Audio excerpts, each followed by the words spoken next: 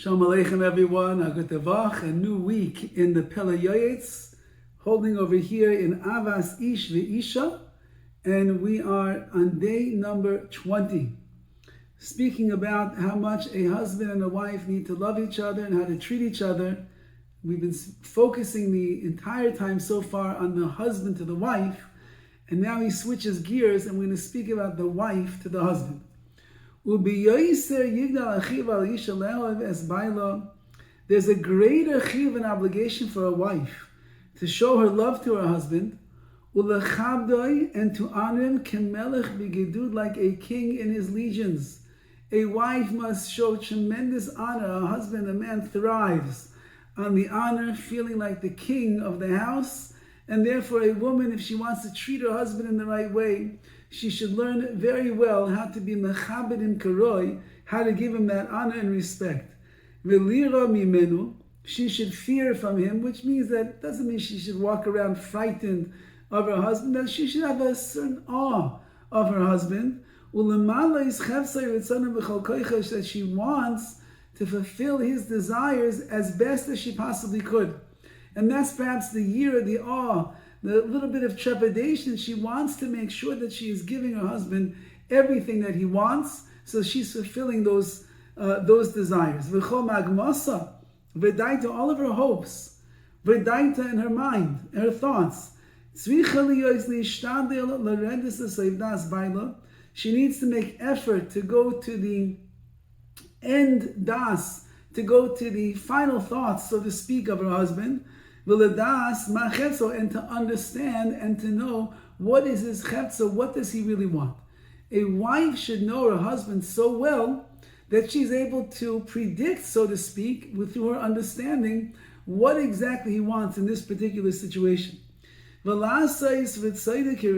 She should make his will like her will, which means that she is dedicated to doing the will of her husband, in order that she will find favor in the eyes of her husband. Says the PELE YOETZ, will spell it out black and white. What is going to allow for a wife to find pleasing, loving favor in her husband's eyes? When the husband feels that his wife is mechabed him, she honors him properly, with respect, like a melech, he's like the king, and she's always trying to find ways to think, what could she do to make her husband happy? What could she provide him with of the needs and the desires and the wants that he has? He likes a certain food. He likes the house to be clean. He likes his wife to have makeup on when he comes home at the end of a long day.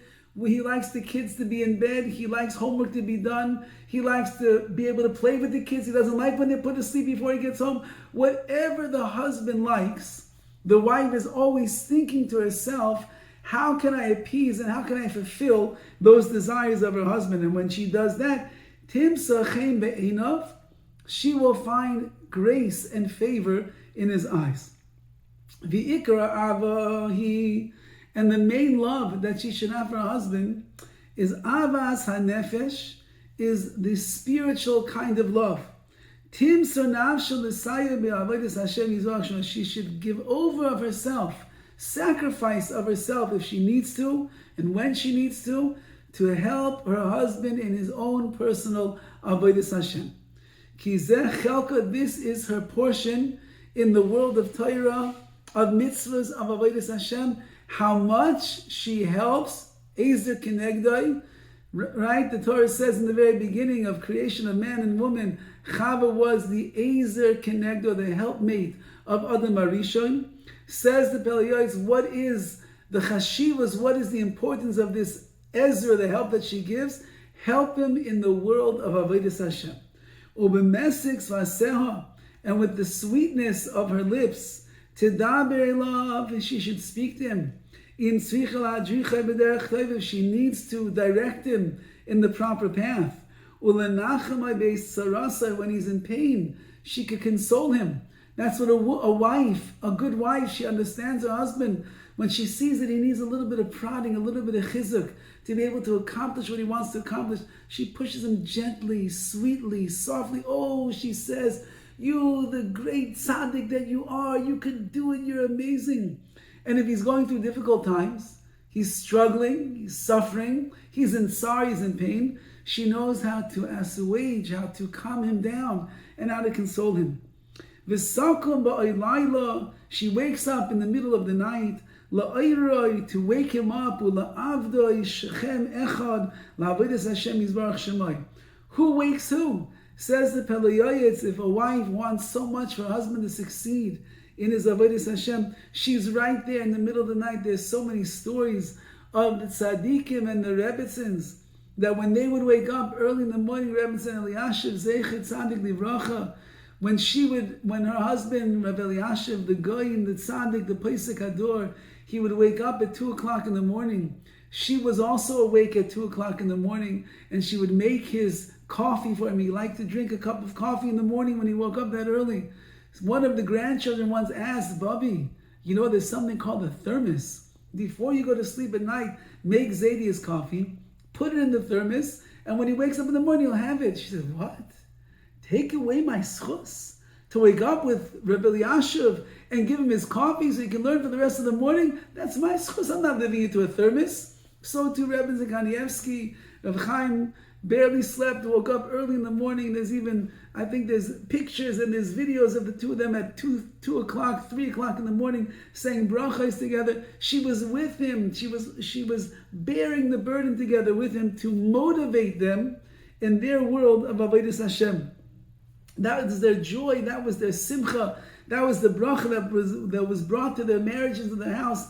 And therefore, says the PELE YOETZ, whatever the wife could do to encourage her husband, she should do. And of course, a woman has to know.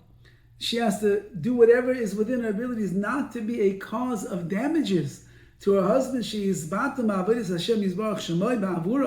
that he should cancel out and he should miss out on some of his avodas Hashem as a result of her. Chas v'shalom, God forbid. She shouldn't dray his cup, waste his time, take him away from his shir, take him away from going to daven at the minyan. She shouldn't do that. Again, emergency is an emergency. A difficult situation calls for drastic measures, yes, perhaps, but in a regular day of the life of the husband and the wife, she should do everything within her power to encourage his avodas Hashem and do everything in her power not to get in the way and to damage and hurt his pathways of avodas Hashem. Because if a woman does that, if she ends up being the cause of him not learning or davening or serving HaKadosh Baruch Hu in the way that he should, she will bear the sin herself. Ma'adaber, what can I say? Ki kol adeyos shavos. Ki loy kol adeyos shavos. Not all minds, not all thoughts of people are the same. According to her husband, that's how she needs to act with him. According to his midos, the midos of the husband, she has to be able to act with chen, grace, and a good mind, so that their zivug, their marriage should be oil, should go up in a with love and with achva and with unity and oneness. The wisdom of women builds the house, and that's her job. She has to use her chachma, her wisdom. She has to use her bina yasser, extra understanding. She has to be able to size up her husband, know what he likes, know what he doesn't like, what he needs, what he doesn't need, how to encourage, how to say loving words, how to boost up his confidence. Whatever she needs, she has to understand. And if she knows that, so then she has a great chelik, a great portion in his avodas Hashem. The woman that fears Hashem, she is the one that is praiseworthy. It's not the looks, it's not the clothing she wears, not the jewelry, not the perfume that makes her look attractive to her husband. But what is the praiseworthiness of a woman, like we say in the Eishes Chal every Friday night, Isha Yiras Hashem, Hisis Allah, the woman who fears Hashem. That is the praise. Besides the fact that she needs to be tzanua, modest, because we know all of the honor of a princess is panim, is on the inside. That's modesty. A woman belongs to be a modest woman who conceals her beauty from the rest of the world.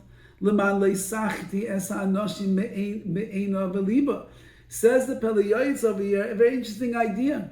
Even when it comes to the interaction of showing her great love that she has for her husband, how she treats him and takes care of him and honors him and shows her affection, that should also be done primarily in a very modest way, lest other men or women will see the way that they treat and they talk to each other, and that will arouse the jealousy of others. They have to be careful about that. So yes, in private, she does everything to bolster her husband and to be attractive and loving and caring and the like. When they're in public, there's a level of modesty that must be made.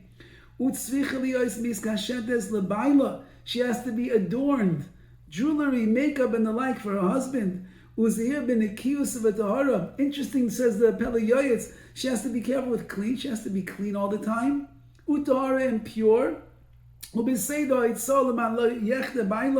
And so too, she has to make sure that the internal wastes, again, in those days it was much different than we have. I don't know that there was indoor plumbing that we have, so Baruch Hashem, we don't really worry about this.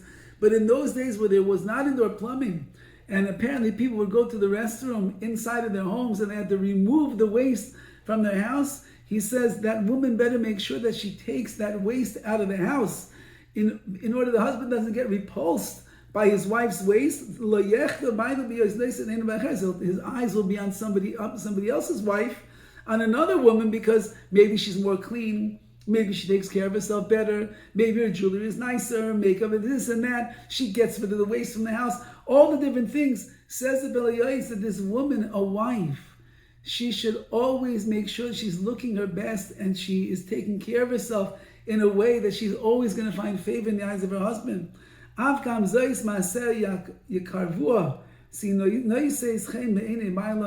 When she does this, though, when she is modest in the public eye, and she is more expressive and loving in the private eye, says the PELE YOETZ, she should know that in that way she never loses out, and she will be noisei chen, she will find favor in the eyes of her husband.